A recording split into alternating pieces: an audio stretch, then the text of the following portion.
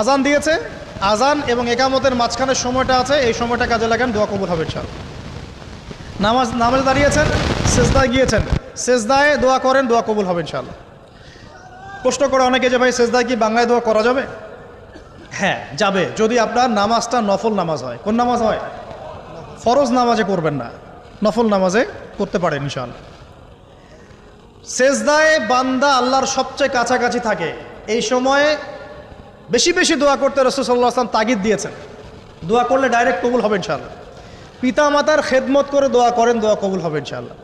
এখন তো পিতা মাতার খেদমত মানুষ করতে চায় না। এটা সেই যুগ যে যুগে পিতা মাতার সাথে দাস দাসীর মতো আচরণ করা হয়।